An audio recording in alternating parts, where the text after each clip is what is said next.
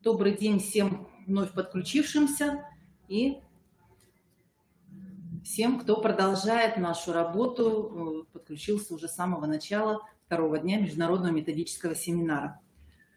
Сегодня мы уже запустили проблематику, связанную с трансформацией цифровой инфраструктуры образовательных организаций. Мы обсудили вопросы формирования муниципальной инфраструктуры школ. Мы поговорили о том, как можно взаимодействовать куратора и участника проекта. А сейчас мы рассмотрим региональные практики повышения качества общего образования. Сегодня на нашей форсайт-сессии с нами работают коллеги из Ярославля. Мы рады приветствовать Ирину Владимировну Серафимович, проректора. Так, коллеги, пожалуйста, пока презентации свои не включайте и не загружайте, иначе у нас все изображение теряется. Загрузку презентации мы осуществляем в перерывах. Да, верните, пожалуйста, нашу заставочку. Представим всех, кто с нами сегодня здесь. Ирина Владимировна Серафимович, проректор Института развития образования Ярославля, и Юлия Николаевна Сальникова, доцент Центра образовательного менеджмента Института развития образования Ярославль. А также с нами сегодня работают представители муниципалитетов Республики Коми. Это Ольга Александровна Деревягина, директор Воркутинского дома учителя, и Ирина Александровна Сатула, методист отдела по информационно-методической работе Управления образования Печоры. И также со мной вместе работает Анжелика Васильевна Волкова, старший методист Центра развития общего образования, воспитания и социализации личности.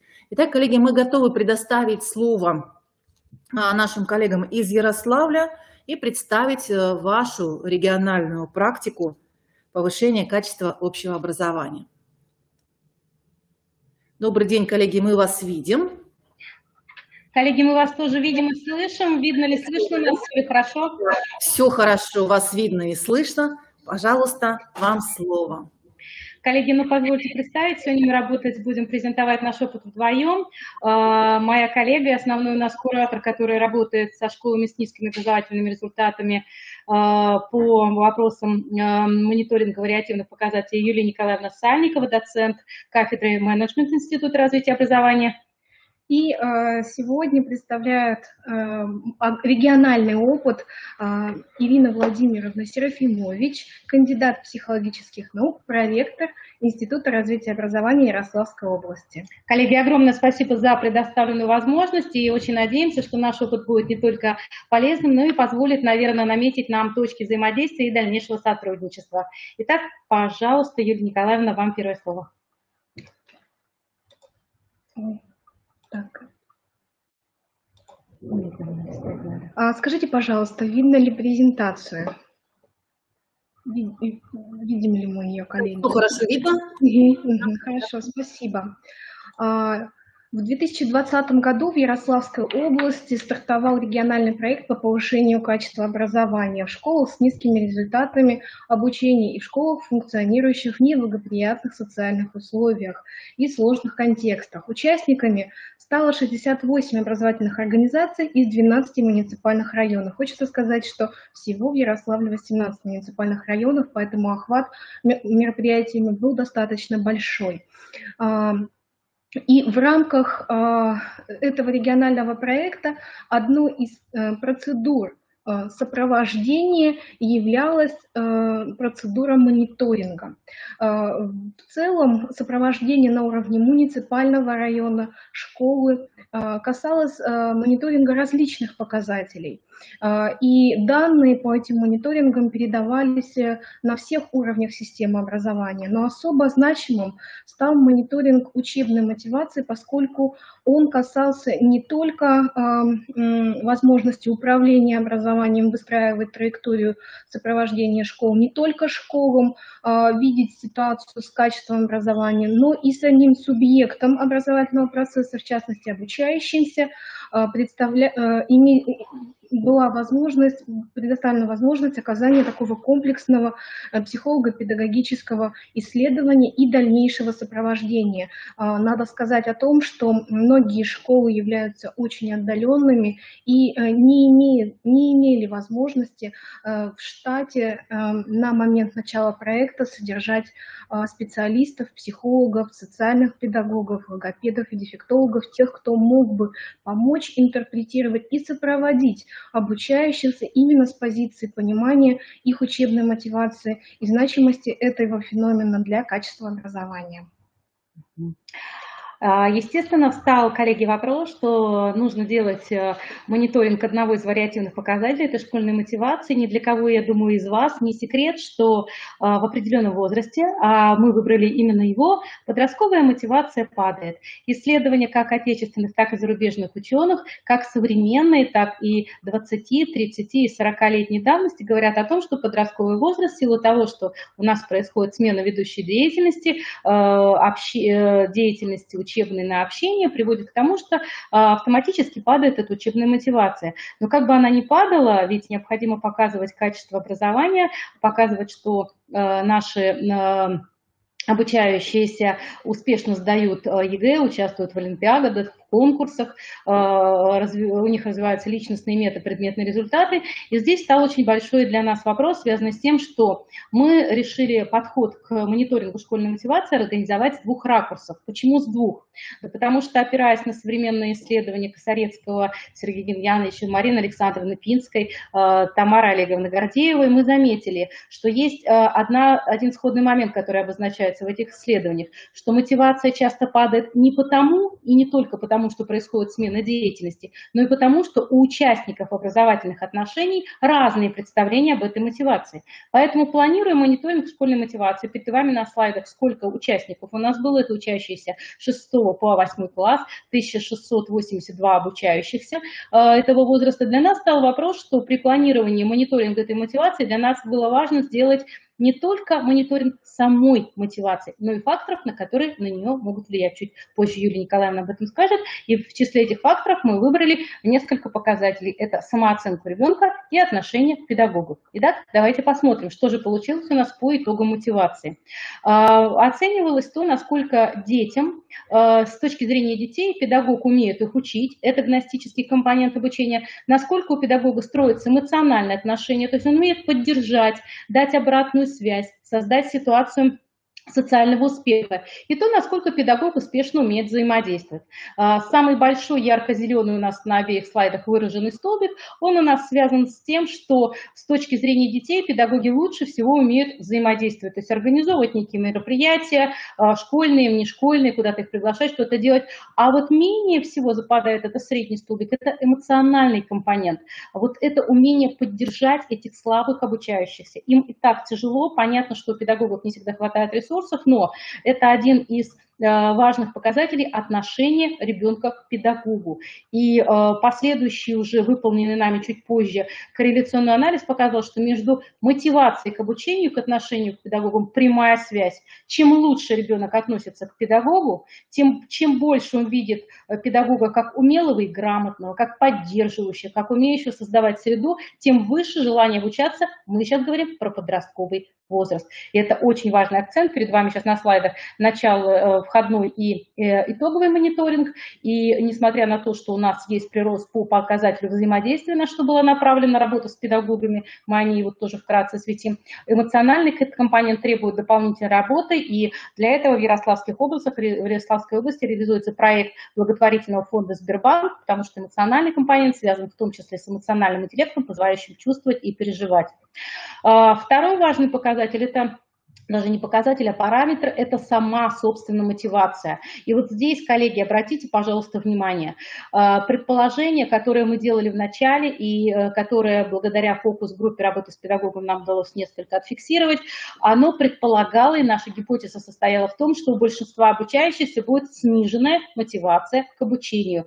Школы низкие результаты, школы сложные социальные контексты, дети действительно, с первой точки зрения, действительно, наверное, совсем не хотят учиться. Если вы посмотрите на диаграмму, вы увидите, что оказалось, что есть дети со всеми видами мотивации. Причем мотивация крайне негативная, неготовность обучаться всего составляет 3,2%. А вот и даже есть мотивация 7,1%, мотивация повышенная, когда ребенку требуется повышенный уровень сложности, повышенный уровень взаимодействия. И вот остальные параметры диаграммы говорят о том, что мотивация наших детей, она на самом деле разная. Вместе с тем, с точки зрения педагогов, она в основном имеет низкий уровень. А вот эта неконгруентность и рассогласованность наших позиций иногда не всегда нам позволяет оценивать некоторые параметры. Ну и давайте посмотрим еще один из факторов. Это самооценка обучающегося, насколько она влияет на мотивацию и по каким же параметрам дети себя оценивают ниже. Вот оказалась очень такая интересная вещь. То есть у нас есть входной компонент и уже итоговый мониторинг. Если вы обратите внимание, достаточно низкие показатели, чуть-чуть ниже, это по умению решать конфликты, то есть дети адекватно оценивают, что они не всегда им удается этот компонент осуществлять. И на входном мониторинге этот показатель был на выходном, но самое главное, посмотрите вот тот компонент, про который я сейчас говорю, показатель ума. То есть дети и так-то себя считают сами не очень умными, неуспешными в учебе, и им не всегда нравится обучаться в школе. Наша задача была несколько сдвинуть эти компоненты. Если вы посмотрите на итоговый показатель, параметр, движение есть, движение связано с приростом, и это связано не только с тем, что дети вдруг начали себя лучше оценивать и видеть, что они все-таки что-то могут, что-то у них получается и что-то им удается, но это связано с колоссальной работой и с большим спектром тех направлений деятельности, которые мы организовывали с педагогами. Коллеги, вот если вы посмотрите на следующий слайд, то здесь вы увидите первое такое резюме, связанное именно с мониторинговыми процедурами. И по этому резюме мы понимаем, что есть, можно сказать, нефиксированный запрос у педагогов на понимание поведенческих характеристик детей, возможности их участие с точки зрения эмоциональной вовлеченности. И поэтому стал достаточно серьезно и имея под собой основания вопрос о том, что необходимо такое сопровождение точечное педагогам по итогам мониторинга осуществить. И по сути дела мы говорим сейчас о формировании мотивационной компетенции педагогов, умении их управлять учебной мотивацией. Также этому поспособствовало исследование фокус-группы, в него вошло 70 педагогов из этих же школ-участников, и по результатам фокус-группы и метода работы, беседы, опроса, также имитации профессиональной деятельности с проблемными моментами, связанными с тем, как ученики демонстрируют свою мотивацию в ходе учебной деятельности, нами были выделены такие 3 стратегии, которые используются у педагогов данных школ при работе с обучающимися, на их взгляд, с низкой мотивацией. И здесь вот вы видите, что наиболее распространенной стратегией является использование различных приемов и внутренней, и внешней мотивации. То есть педагоги стараются использовать имеющийся у них арсенал весь в полном спектре, и иногда, как мы понимаем, при беседе с педагогами, этот арсенал используется весь и целиком, потому что нет до конца понимания, по каким параметрам определять, это действительно сниженная мотивация или есть еще комплекс каких-то дополнительных причин, по которым обучающиеся не готовы осваивать учебный материал и демонстрировать достаточно хорошие результаты. Но также вот вы видите, что есть и не очень позитивные стратегии с точки зрения эффективности деятельности. Это стратегия ориентации на внешнюю мотивацию, так сказать, метод кнута, а не пряника, когда мы используем ну, по сути дела, директивный подход к обучающимся, требуя от них повышения успеваемости. И самое, пожалуй, с точки зрения личностного обучения и теории деятельности, позитивная стратегия, когда учитываются индивидуальные особенности ребенка, и под эти индивидуальные особенности подбирается комплекс приемов для повышения мотивации. И с этой целью мы организовали в Институте развития на протяжении 2020 года ряд различных мероприятий и обучающих, в частности, семинаров, и различных форм работы.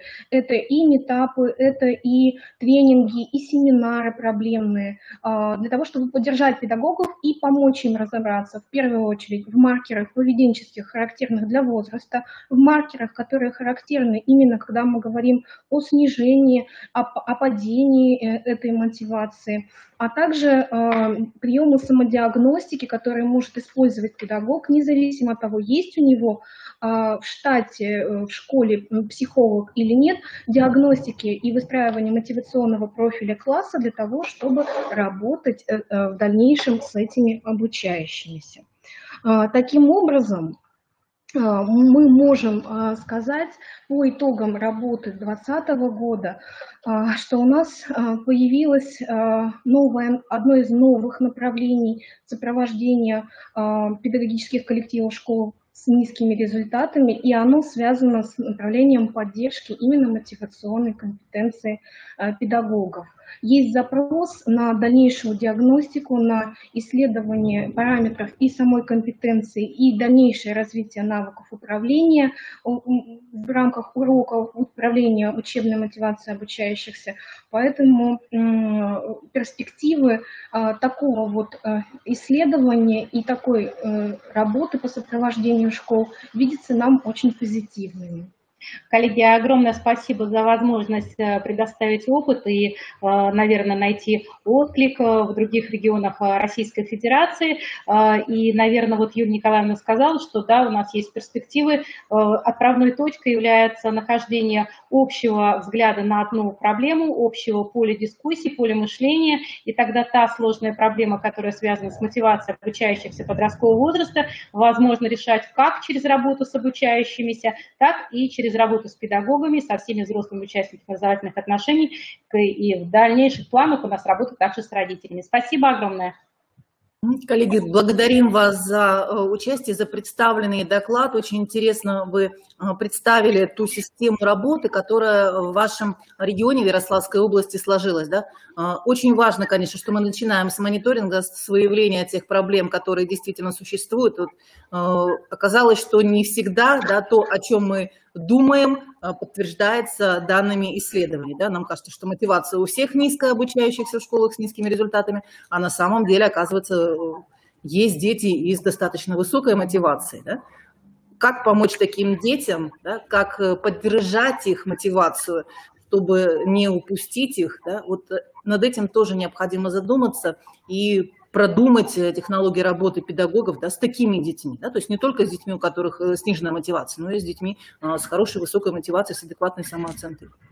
Коллеги, спасибо большое. Я думаю, что мы с вами будем продолжать наше взаимодействие, да, вот в рамках подобных мероприятий межрегиональных. И благодарны вам, что вы свой опыт нам представили. Мы говорим вам о том, что сегодня с нами работают не только Республика Коми, да, но и подключились к нам коллеги из более чем 40 регионов, поэтому ваш опыт действительно он ценен на территории всей Российской Федерации. Спасибо большое. Спасибо. Коллеги, мы с вами увидели опыт регионального уровня, да, коллеги из Ярославской области нам представили технологию, как выстраивать можно работу по изучению мотивации обучающихся и что дальше делать с результатами этих исследований, да, как выстраивать работу с педагогами в дальнейшем. А сейчас мы хотим далее перейти к представлению уже муниципального опыта муниципалитетов Республики Коми. Анжелика Васильевна, передаю вам бразды правления. Спасибо, уважаемые коллеги. Добрый день всем. Ну а сейчас я передаю слово Деревягиной Ольге Александровне. Это директор Воркутинского дома учителя, который также представит опыт работы дома учителя и представит муниципальные механизмы повышения качества образования в школах республики, именно в Воркуты. Пожалуйста, Ольга Александровна.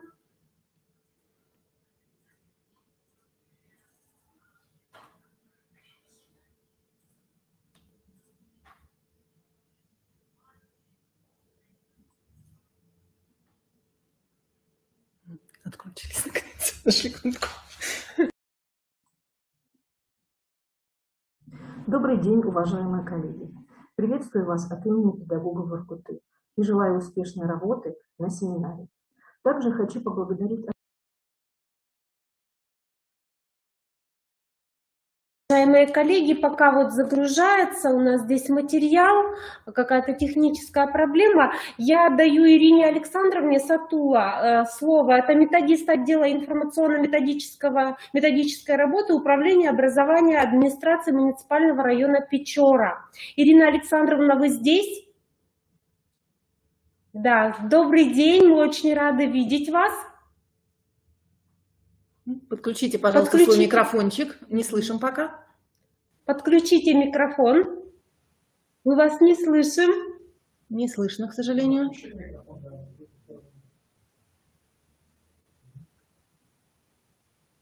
Пока, к сожалению, не пока слышим не вас. Слышно.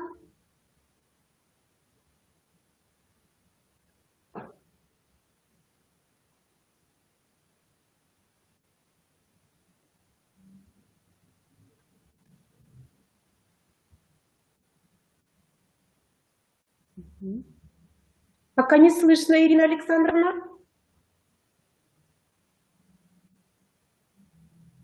Можете выйти из эфира, зайти, пожалуйста?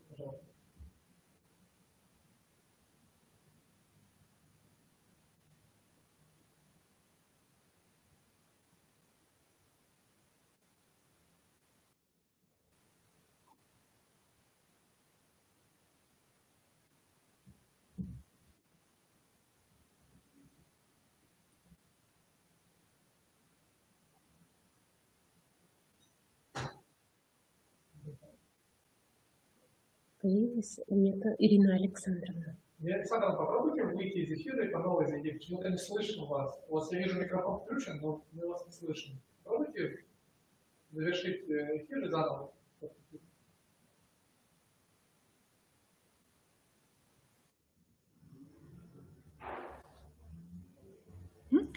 Коллеги, пока у нас тут решаются технические вопросы с подключениями, мы хотим напомнить, что у вас у всех есть возможность задать вопросы спикерам. Сделать это можно на вкладочке «Вопросы», либо в чате.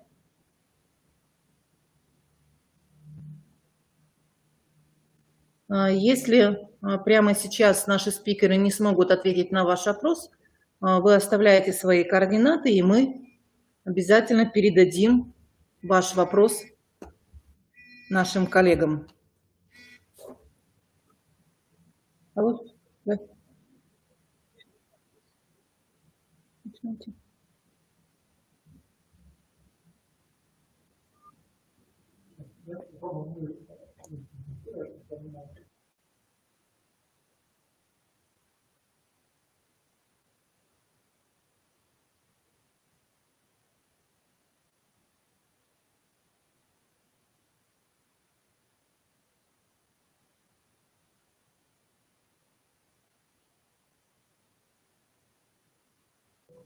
Уважаемые коллеги, удалось подключиться Ольге Александровне Деревягиной, Воркута.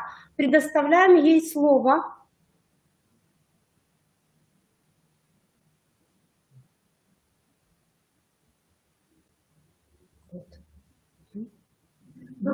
Добрый день, уважаемые коллеги. Приветствую вас от имени педагогов Воркуты и желаю успешной работы на семинаре. Также хочу поблагодарить организаторов этого мероприятия за возможность поделиться опытом. И в продолжении разговора о практиках повышения качества образования представлю практику работы нашей муниципальной системы. Мы работаем в сложных условиях, и речь не только о суровом климате Арктики и полярной ночи. Главный ресурс системы – это люди.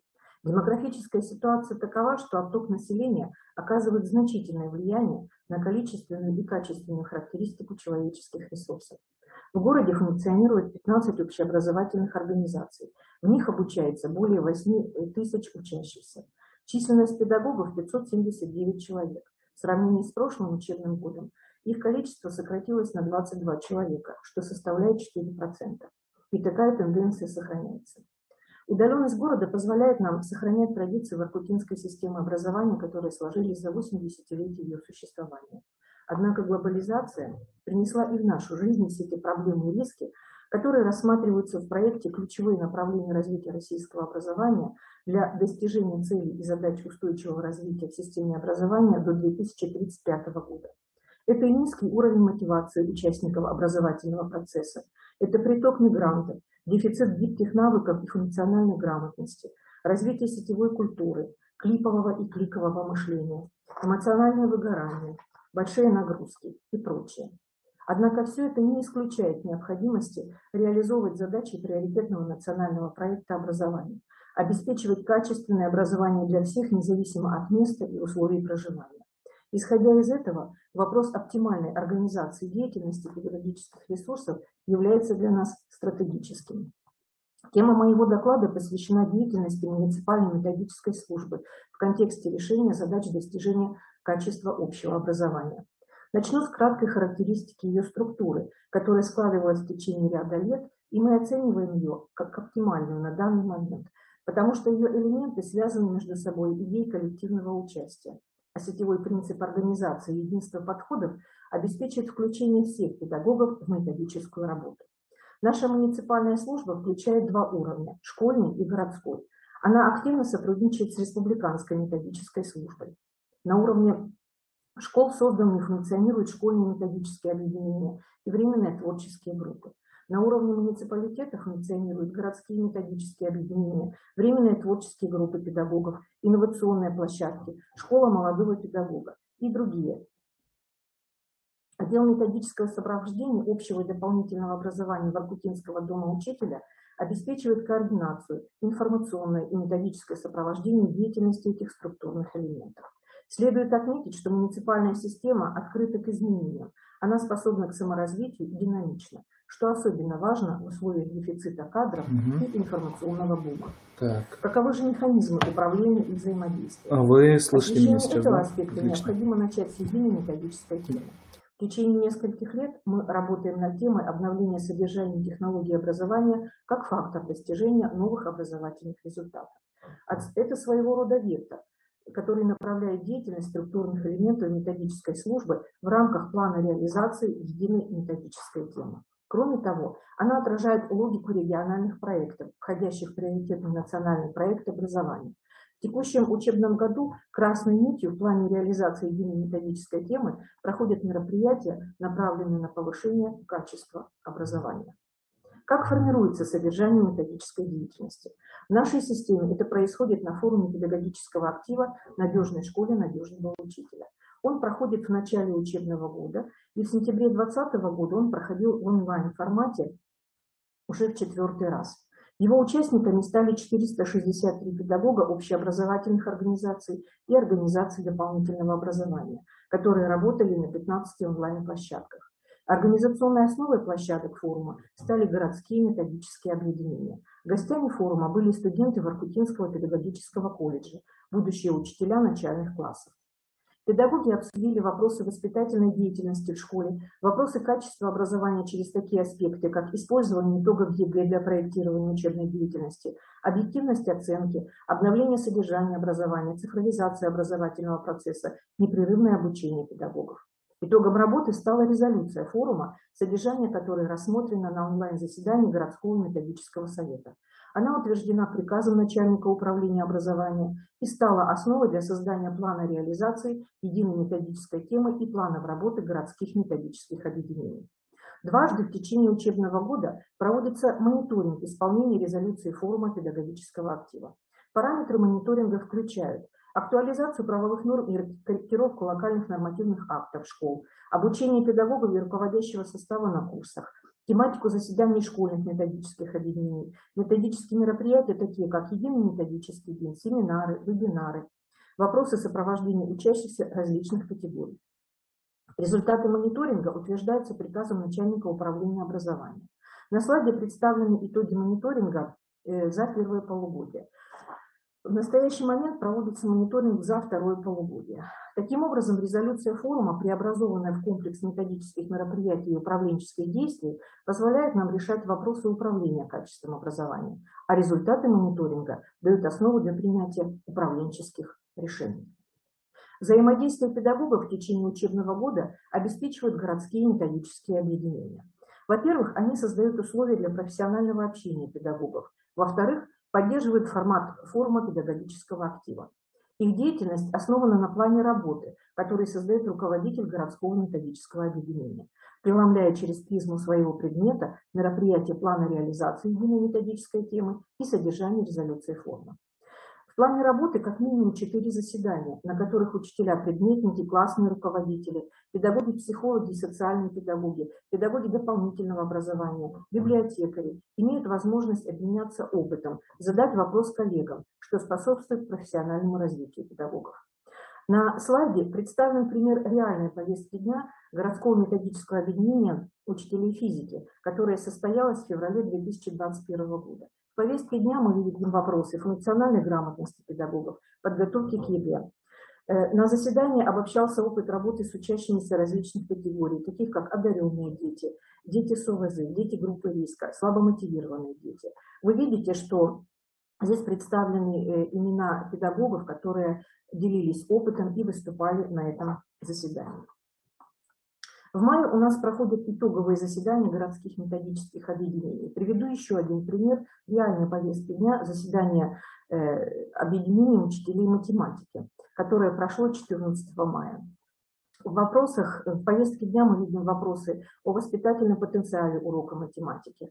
Были подведены итоги городской диагностической работы в 9 классах за 20 апреля этого года.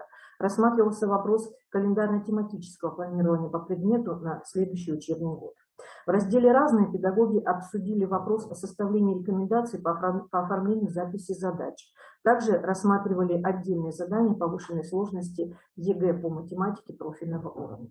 Таким образом, анализ вопросов в повестках дня показывает их практическую направленность и способствует развитию профессиональных и личных качеств педагогов в контексте повышения качества образования. Хочу обратить ваше внимание на то, что современные подходы к организации деятельности муниципальных методических служб тесным образом связаны с реализацией региональных проектов, входящих в приоритетный национальный проект образования. В нашей практике их исполнение обеспечивается в том числе и планом реализации единой методической темы. Остановлюсь на тех мероприятиях, которые связаны с цифровизацией, как составляющей повышения качества образования. Цифровая трансформация образования является целью проекта «Цифровая образовательная среда». Она формирует новую систему дистанционного взаимодействия между участниками образовательного процесса. Развитие цифровой образовательной среды в нашей системе дало возможность создать современный инструмент методической поддержки педагогов, муниципальный виртуальный методический кабинет «Цифровая образовательная среда». В разделах кабинета систематизированы методические информационные материалы от авторов и разработчиков федерального, регионального и муниципального уровня. На данный момент в кабинете зарегистрировано 424 пользователя. Наш виртуальный кабинет – это 100 гигабайт систематизированной информации более чем на 1000 виртуальных страницах. Это методические разработки педагогов города, записи конференций, вебинаров, семинаров о развитии цифровой образовательной среды, которые подготовлены специалистами Ассоциации руководителей общего образования, Центра развития образования «Мегаталант», записи и трансляции с площадок Московского международного салона образования, Всероссийской онлайн-конференции «Цифра инвестиций в будущее» и многое другое. Материалы круглых столов, единых методических дней, вебинаров, подготовленные методистами муниципальной системы образования. Фонды виртуального кабинета постоянно пополняются. Виртуальный кабинет стал не только ресурсом, но и площадкой для обмена опытом. На его сайте размещены материалы 30-го муниципального и регионального этапов Всероссийского конкурса «Учитель года России-2021». На его ресурсе мы реализуем проект «Виртуальное воркутинское образование в лицах». Он посвящен учителям-ветеранам, работающим в системе образования. Это цикл репортажей, в которых известные в городе педагоги рассказывают о себе, о своем пути в профессии. Кабинет стал площадкой для обучения педагогов. В январе-феврале 2021 года методистами Дома учителя был подготовлен и реализован цикл из 6 вебинаров «Инструменты и сервисы для организации совместной учебной деятельности в цифровом образовательном пространстве». Его посетили более 100 педагогов. Материалы цикла вебинаров находятся в открытом доступе. Большую роль в продвижении кабинета как важного методического ресурса играет его администратор Смирнов Сергей Александрович. Сейчас на сайте кабинета проходит муниципальный смотр-конкурс «Цифровая трансформация муниципального образования 2021 года». Его учредителем является Управление образования. Организацию проведения обеспечивают методисты Воркутинского дома учителя. На сайте расположены приказы и положения о конкурсе. 9 школ оформили индивидуальные электронные стенды, на которых представляют визитную карточку с демонстрацией основных достижений внедрения цифровой образовательной среды в своей школы, нормативную базу, фрагменты уроков и неурочных занятий с использованием оборудования, полученного в рамках реализации проекта. Также показывают практики использования цифровых инструментов в управлении образовательной организацией. Сейчас конкурс находится на этапе экспертной оценки материалов. Цифровая образовательная среда – необходимое условие для достижения качества образования. И данный смотр-конкурс не только позволяет понять, в какой точке развития находится образовательная организация, но и представляет опыт для тех школ, которые скоро войдут в проект, или те, которые находятся в проекте, но испытывают определенные дефициты. Участие в другом проекте «Эффективная школа» в рамках реализации мероприятий государственной программы развития образования во многом основано на цифровых технологиях. В 2020 году команда школ номер 23, 26 и 42 нашего города вошли в этот проект и выиграли в грантовом конкурсе. В рамках реализации муниципальной программы поддержки школ и программ школ-участниц и школ-лидера проведены в онлайн-занятия для учащихся 9 классов подготовки к ОГЭ по математике и информатике, для 10-11 классов по подготовке к ЕГЭ по химии, биологии и физике. Всего около 20 занятий по каждому предмету. Охват учащихся от 25 до 90 человек на каждом занятии. Неурочные занятия проходили раз в неделю на платформах Мирополис или Zoom. Учащиеся также поучаствовали в химическом турнире, социально-педагогических тренингах, которые провели психологи школы лидера для учащихся группы риска.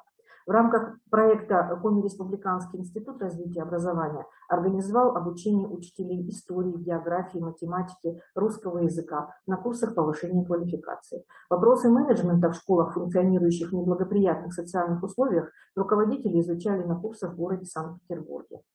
Организовано взаимодействие школьных методических объединений школ-участниц и школы-лидера. В период с октября по апрель было проведено 4 совместных онлайн-заседания. Темы заседаний – анализ предметных затруднений учащихся, в том числе при подготовке к ГИА, эффективные приемы работы с учащимися по повышению уровня предметных результатов, смешанное обучение, функциональная грамотность педагогов. Для педагогов проведен сетевой методический семинар по теме функционирования СОКа как необходимое условие повышения качества образования в школе, на котором был дан анализ действующим в школах-участницах системам диагностик, оценок и контроля состояния качества образования. В апреле 2021 года проведен межрегиональный семинар по распространению и внедрению в образовательных организациях механизмов методической поддержки «Обучай эффективно сегодня». На семинаре приняли участие методисты и педагоги из информационно-методического центра Санкт-Петербурга. Также на базе виртуального методического кабинета создан раздел «Эффективная школа», где в помощь учителю и учащимся создана вебинарная комната. А с февраля 2021 года запущен виртуальный методический марафон «Грани профессионального мастерства» с привлечением методических ресурсов Академии постдипломного педагогического образования и информационно-методического центра города Санкт-Петербурга. Комплекс этих мероприятий высоко оценен педагогами школ-участниц в ходе проведенного мониторинга. А продуктивность работы с учащимися будет оценена в ходе государственной итоговой аттестации. Мы надеемся, что выпускниками школ-участниц будет достигнут такой индикатор программы, как 100% освоение основной образовательной программы на базовом уровне. Хочу также обратить ваше внимание на работу с молодыми педагогами в нашей системе. Направление проекта «Учитель будущего» по вовлечению учителей в возрасте до 35 лет в различные формы поддержки и сопровождения в первые 3 года работы в нашей практике реализуется в работе школы молодого педагога. В текущем учебном году в школе 31 слушателей и состоялось 7 онлайн-заседаний. В них были раскрыты вопросы нормативного регулирования деятельности педагога, федерального государственного образовательного стандарта как базового документа, определяющего обязательные требования к образованию. Рассматривались цели и задачи приоритетного национального проекта образования. Представлены стажировочные площадки на базе школ 13, 40 и гимназии номер 6. Рассмотрены вопросы подготовки педагога к уроку, его профессионального имиджа, использования цифровых технологий и сервисов в образовательном процессе. Молодые специалисты упражнялись в составлении технологических карт уроков, делали анализ собственного урока. Специальное занятие было посвящено работе с родителями.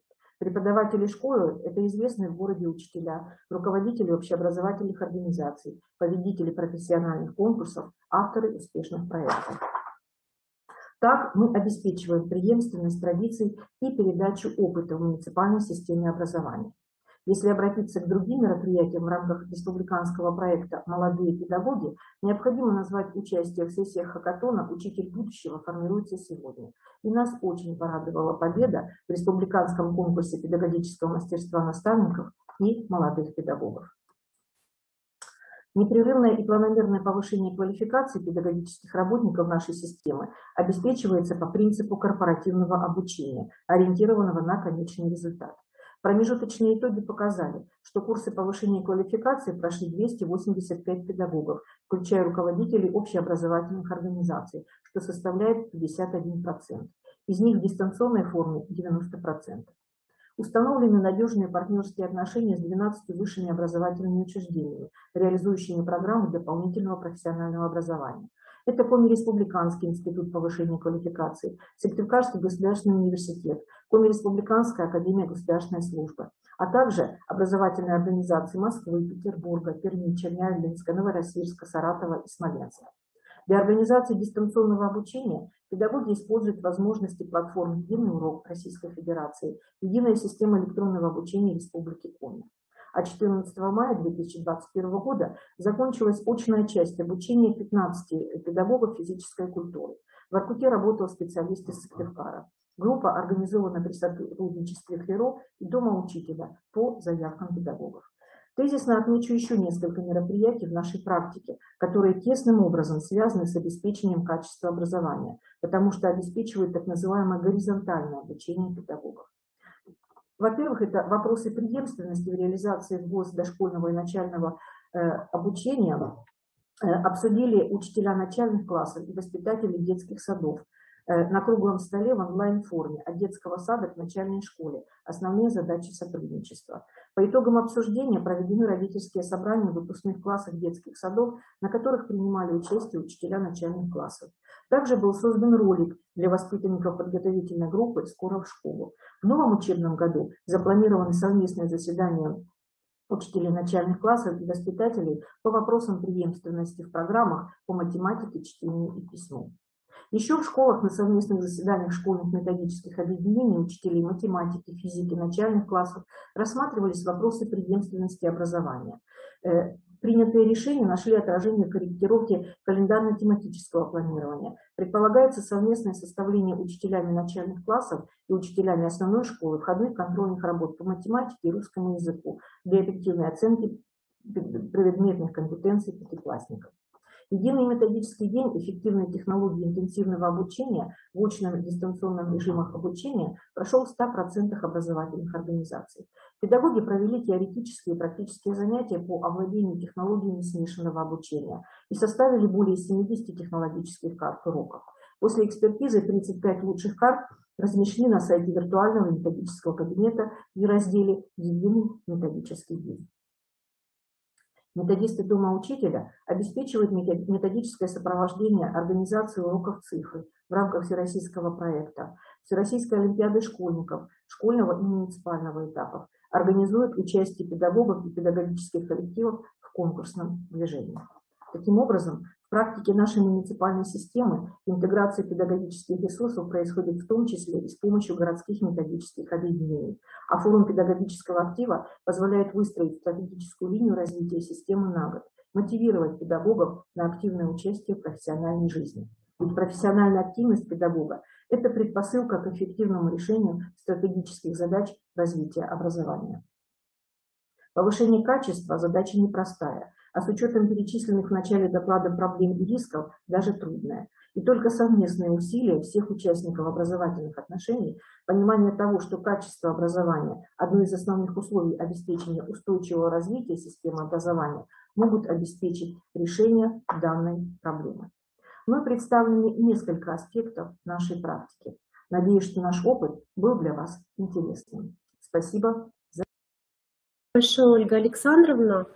Ну, наверное, все увидели, насколько эффективный, насколько плодотворный, насколько качественный опыт представлен данным муниципалитетом. Вообще хочется поблагодарить Воркуту за то, что вы всегда активно включаетесь во все проекты отрасли образования и всегда с таким энтузиазмом, наверное, с таким пониманием относитесь ко всем проблемам отрасли и пытаетесь их решить. Уважаемые коллеги, может быть, у вас есть вопросы к Ольге Александровне? Она у нас на связи и готова ответить на ваши вопросы.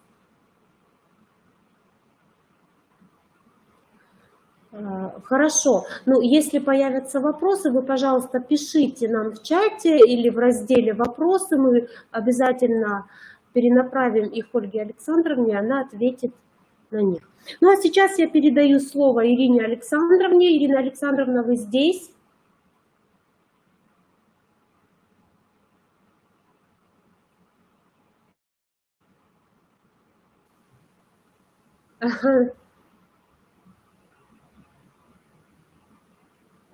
Ирина Александровна, вас опять не слышно.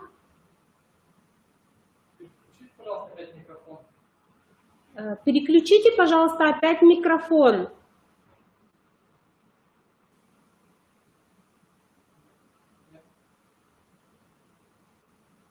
Пока не слышно.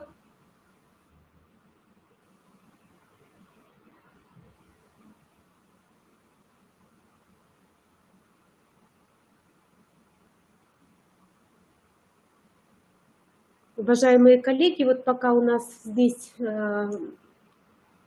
коллега из города Печора, значит, решают технические проблемы, но надо сказать, что если кому-то захочется, чтобы опыт представили, да, наши воркутинские коллеги, вы, пожалуйста, не стесняйтесь, обращайтесь. Я думаю, что Ольга Александровна никогда не откажет, потому что действительно опыт интересный, нужный.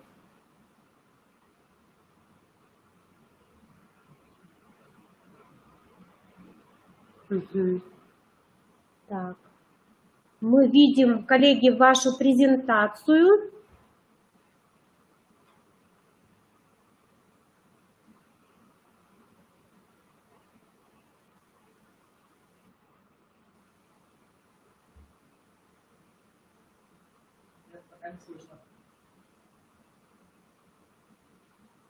Ага, Галина Ивановна, спасибо. Могут записи потом, кто зарегистрирован. Ага.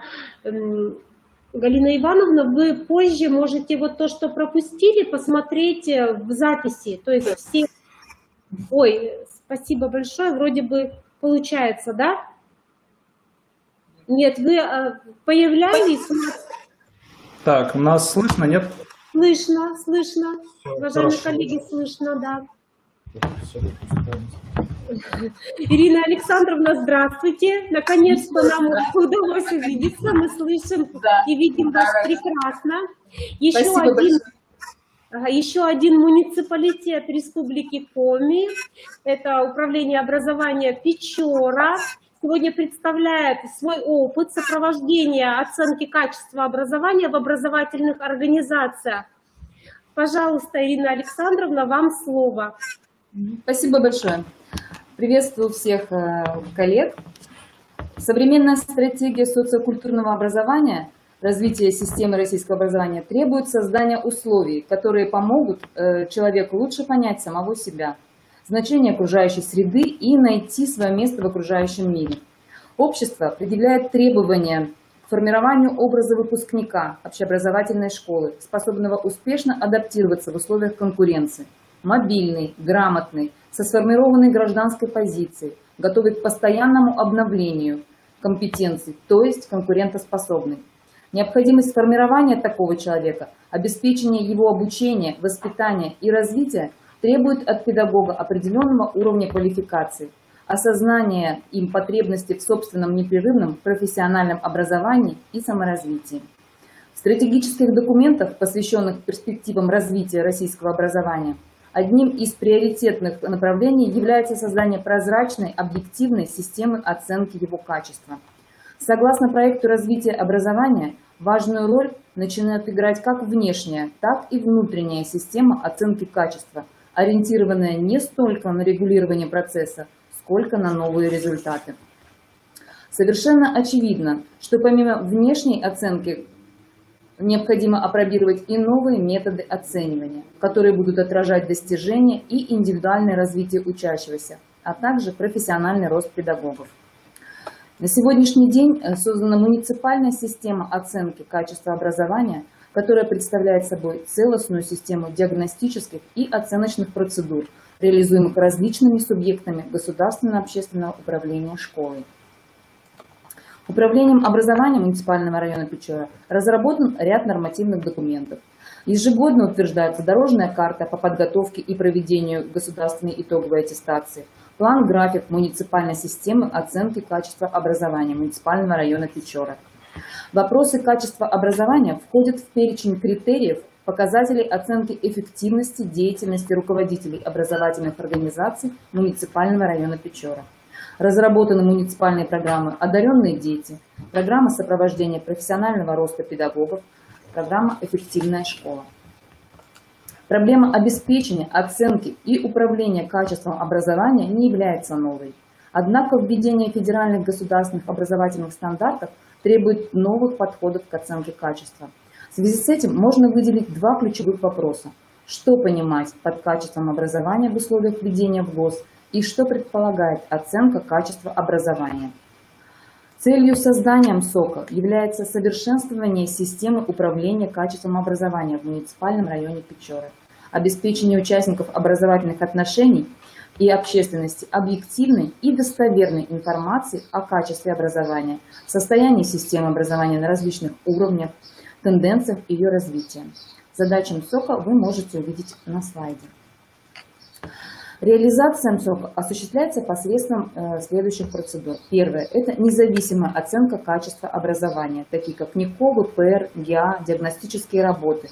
Эти процедуры осуществляются в отношении деятельности образовательных организаций и включают оценку качества образовательной деятельности, учитывая степень усвоения образовательной программы или ее частей. Они помогают выявить пробелы в знаниях, учебные предметы, по которым обучающиеся показывают низкие результаты, образовательные организации, имеющие признаки необъективности проверки. Участие в проекте «Эффективная школа» направлено на выявление школ с низкими и высокими образовательными результатами. Общеобразовательные организации муниципального района Печора участвуют в проекте с 2018 года.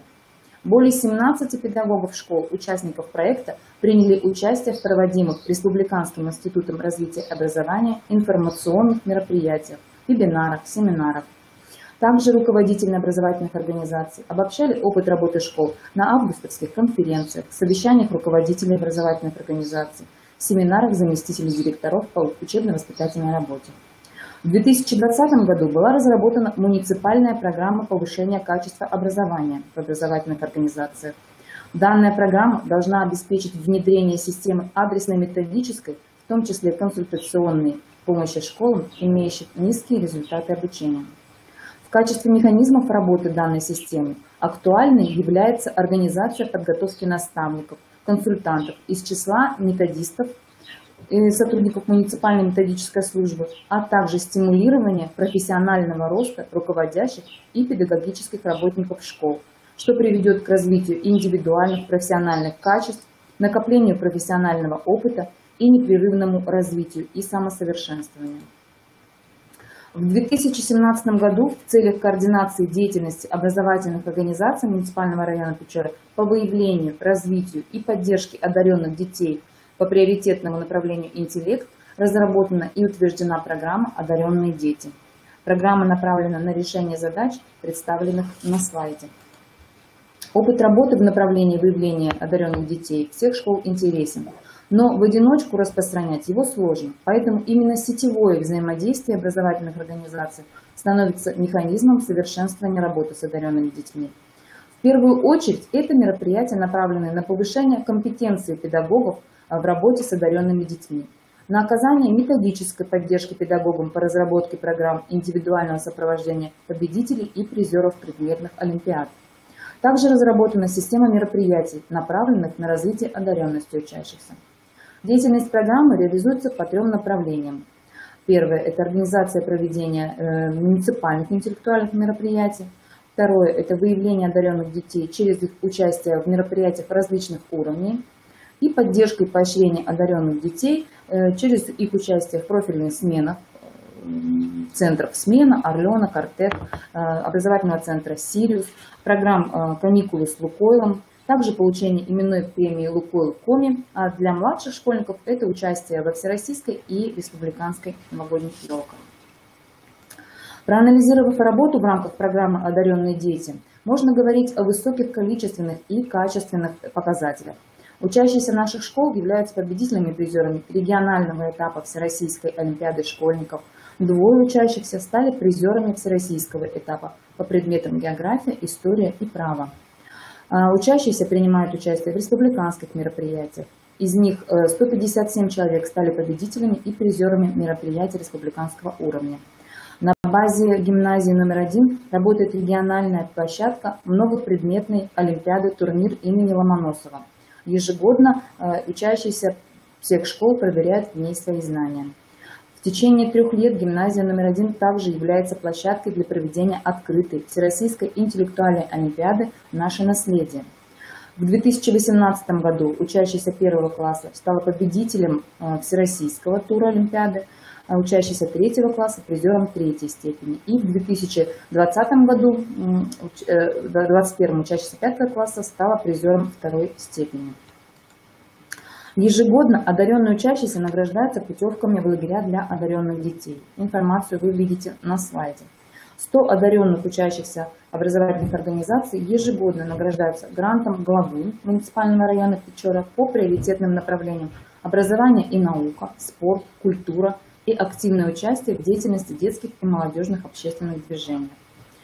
Также ежегодно одаренные учащиеся в области технических наук награждаются именной премией «Лукойл Коми».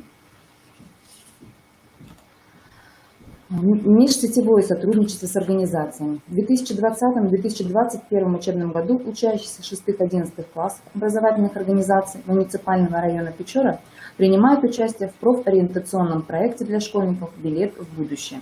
Этот проект реализуется по поручениям президента и входит в паспорт федерального проекта «Успех каждого ребенка» в рамках национального проекта образования. Также данный проект реализуется в рамках концепции преподавания предметной области технология. Подготовка школьников к обоснованному выбору профессии является одной из важных задач школьного обучения и воспитания. И возможность примерить на себя различные профессии стала возможным благодаря сотрудничеству между образовательными организациями муниципального района Печоры и государственным профессиональным образовательным учреждением Печорский промышленно-экономический техникум. На базе техникума учащиеся принимают участие в очных профориентационных мероприятиях по компетенциям медицинский и социальный уход и плотницкое дело. Для достижения нового уровня качества дошкольного образования, соответствующего требованиям ВОЗ дошкольного образования, отвечающего на вызовы современной социокультурной ситуации развития детства, муниципальное автономное дошкольное образовательное учреждение «Детский сад номер 11» общеразвивающего вида является инновационной площадкой по теме модернизации образования в дошкольной образовательной организации в соответствии с современными требованиями к качеству дошкольного образования на основе инновационной программы вдохновения. Педагоги детского сада принимают активное участие в онлайн-семинарах, курсах по реализации программы.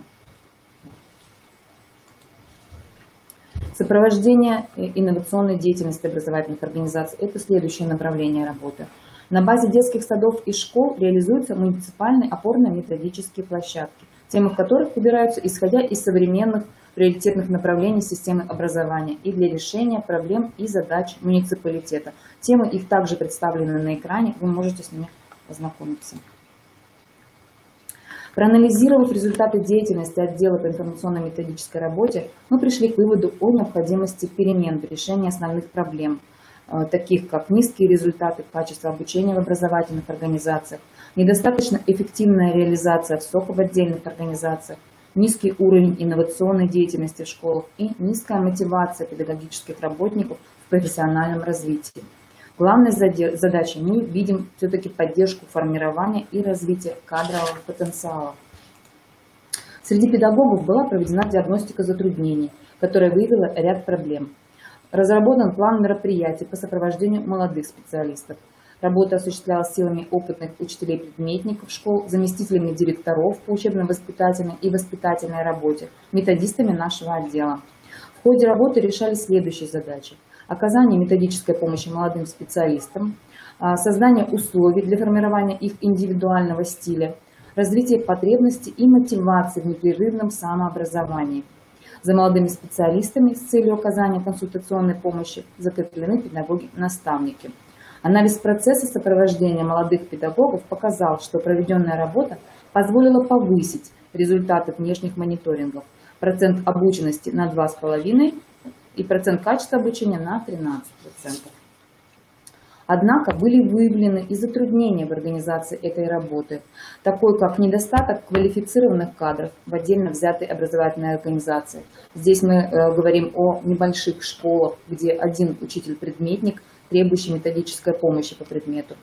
Также сопротивление участников образовательного процесса. Здесь речь идет о сложных межличностных отношениях и возникающих порой конфликтных ситуациях между наставниками и молодыми педагогами. Таким образом, возникла необходимость индивидуализации процесса профессионального становления всех педагогов вне зависимости от возраста и стажа работы. И для продолжения работы образовательного заказа была разработана муниципальная модель сопровождения профессионального роста педагогов. В соответствии с дорожной картой сопровождения профессионального роста педагогов были проведены семинары и практикумы, такие как профессиональные мотивы и потребности педагогов, технология мастер-класса, организация исследовательской деятельности учащихся, дифференцированный подход как средство обучения детей с проблемами. Руководителем городского методического объединения педагогов-психологов разработан план коррекционно-развивающих занятий с педагогами и проведены тренинги, метод арт-терапии в преодолении синдрома эмоционального выгорания, психологическое благополучие педагога, тренинг личностного роста и другие. Молодым педагогам была предоставлена возможность посещать уроки и принять участие в анализе этих уроков, мастер-классов в рамках проведения муниципальных конкурсов педагогического мастерства, педагогический опыт идей инноваций и конкурс «Педагог года». Одной из серьезных проблем современной школы является эмоциональное выгорание педагогов, которому подвержены чаще всего люди старше 45-50 лет. У людей заметно снижается энтузиазм в работе, пропадает блеск в глазах, нарастает негативизм и усталость. Была проведена диагностика уровня эмоционального выгорания педагогов школ. Она позволила определить особенности развития симптомов эмоционального выгорания педагогов. Для преодоления выявленных проблем проведены тренинг, метод арт-терапии, тренинг на снятие эмоционального напряжения. С целью популяризации форм интеллектуального досуга, привлечения педагогов в движение интеллектуальных игр, развития умения сотрудничать и взаимодействовать с коллегами, было организовано проведение игр «Что, где, когда» для разновозрастных команд учителей.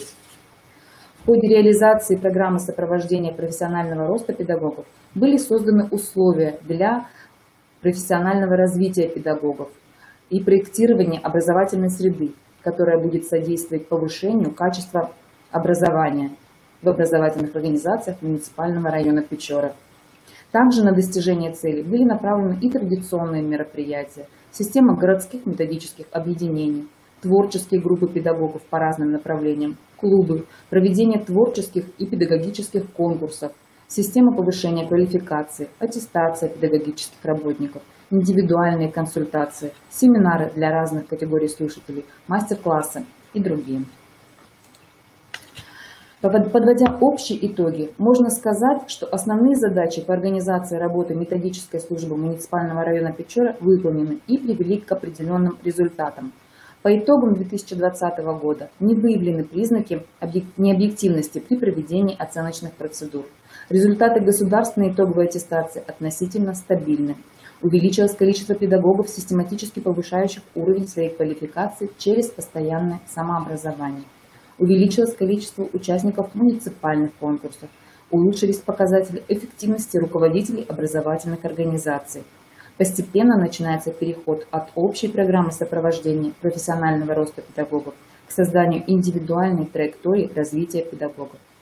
Продолжается работа по использованию дистанционных технологий педагогами образовательных организаций. Таким образом, мы рассмотрели систему методической работы, которая меняется, так как изменилась главная ценностная ориентация образования. Гарантировать учащемуся не только результат, выраженный в аттестате, но и личностный рост и успех в жизни. Ну и как окончание хотелось бы закончить свое выступление небольшой притчей. Спросил как-то учитель 3 своих учеников, почему бьется оконное стекло, когда в него бросают камень. Потому что камень тяжелый, потому что стекло хрупкое, потому что метнувшая камень рука была сильна и удар точный. Никто из вас не дал правильного ответа. Камень разбил окно, потому что оно было закрыто. В жизни каждого из нас есть шанс на успех, на удачу, на счастливую жизнь. Но в большинстве случаев наше окно закрыто. Давайте научимся жить с открытыми сердцами, и ничто не разобьет их. Благодарю вас за внимание.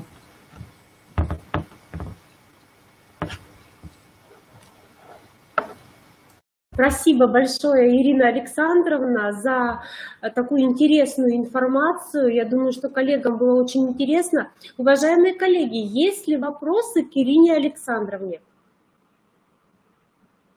Потому что Воркута и Печора находятся на самом севере Республики Коми.